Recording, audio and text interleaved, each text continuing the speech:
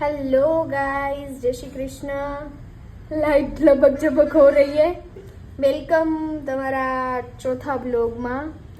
હું આવી છું, એકચ્યુઅલી મારા ટ્રાવેલિંગ બ્લોગ છે। હું આવી છું અમદાવાદ ઓફિસના કામથી, તો હું તમને અમદાવાદની ઓફિસ બતાવું। તો મિત્રો, આ છે મારી ઓફિસ। મારા ઇન્સ્ટાગ્રામમાં અને એડવર્ટાઇઝમાં ઘણા બધા તમે રીલ્સ જોયા હશે।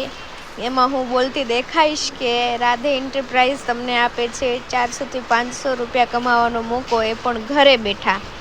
તો અમારી બ્રાન્ચ છે ને ઓફિસની, એ 12 જિલ્લામાં આવેલી છે ને છેલ્લા 9 વર્ષથી કામ કરી રહી છે, અને સાથે સાથે 6000 પ્લસ કસ્ટમર પણ જોડાયેલા છે। તો તમારે પણ કોઈ ઇન્ફોર્મેશન જોતી હોય તો એમનો કોન્ટેક્ટ કરી શકો છો, ઘરે બેઠા કામ કરવું હોય તો। બાકી આ મારી ઓફિસ છે, અને ઓફિસમાં હું અમદાવાદ ઓફિસના કામથી ગઈ હતી, તો તમને ઓફિસનો વ્યૂ બતાવી દીધો। બાકી તો તમને ખબર જ છે બધી, બરાબર ને?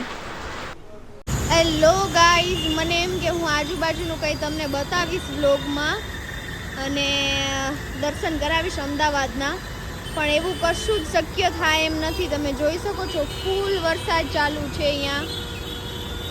જરાક વારમાં તો હું તો તૈયાર થઈ નીકળી એટલી વારમાં ઓફિસની બહાર, એટલે તો ધોમધાર ચાલુ થઈ ગયો। પણ મિત્રો, તો મને એવો આમ અંદરથી શક જાય છે કે આ ઝાડ છે એ પડશે। તમારું શું કેવું છે, ઝાડ પડશે કે નહીં પડે? એકદમ ટેડો થઈ ગયો છે, જો દેખાય તમને?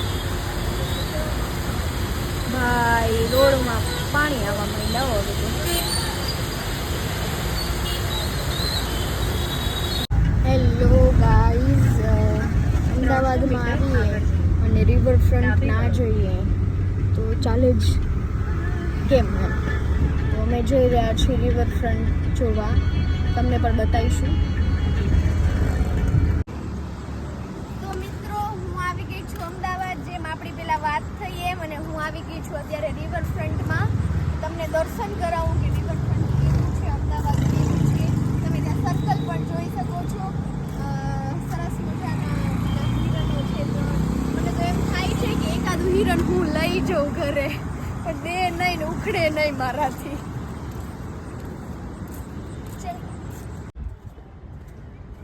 કેટલો સરસ નજારો છે, એક વખત ખરેખર આવવા જેવું છે।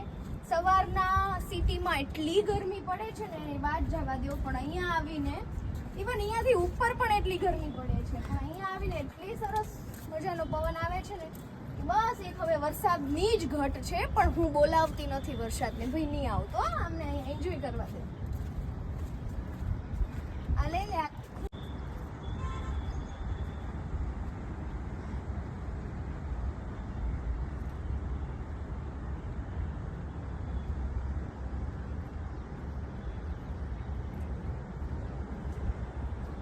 જોઈ શકો છો મિત્રો, કેટલી સુંદર મજાની નદી જઈ રહી છે અહીંયાથી। પણ એક આપણા માણસો, મનુષ્ય, દેવીઓ નહીં સુધરે।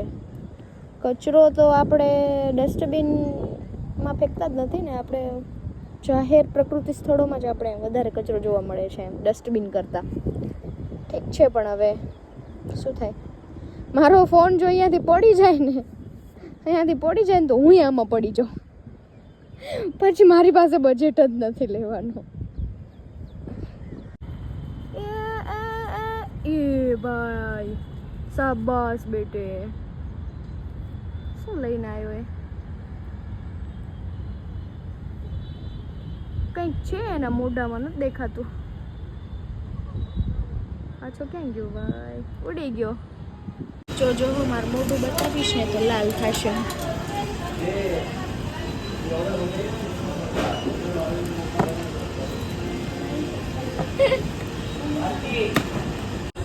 તો આ જે છોકરી દેખાય છે ને તમને, એ લગભગ મારા ભુજમાં એક હોસ્ટેલ છે, અમે સાથે ભણતા। પણ મને ડાઉટ છે કે હું એમને જઈને પૂછું કે ના પૂછું। શું કેવું છે તમારું? પૂછી લઉં હે ને? ચલો, જો હશે તો આગળના વિડીયોમાં એ આવશે, નકર પતી ગયું। ગાઈઝ, આંબાલાલ કરતા પણ હું વધારે કહેવાય ધરાવું છું ભવિષ્યનું જોવા વાળું, તો આ મારી બેનપણી જ નીકળી. તો આ હોસ્ટેલમાં મારા મમ્મી હતા અને હું એમની દીકરી હતી. હોસ્ટેલમાં આવા બધા રિલેશન બની જતા હોય છે સારા સારા.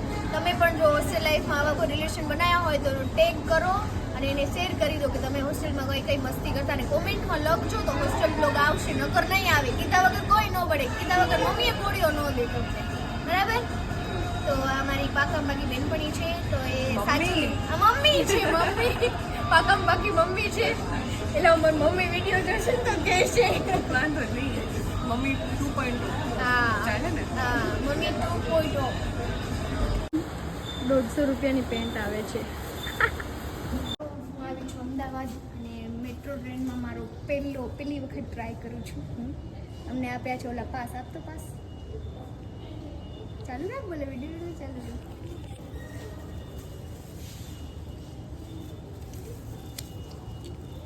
આવા પાસ મળે તમને અને જે જગ્યાએ જાવું એ જગ્યાએ પહોંચાડી દે. હવે મારો અનુભવ પેલો કેવો રહે છે તમને બતાવું. આ જોઈ લો, આખી મેટ્રો ટ્રેન અહીંયા स्टेशन છે. इतनी चेकिंग हो रही है ना, ऐसे एयरपोर्ट वाली फीलिंग आ रही है, प्रॉपर एयरपोर्ट वाली.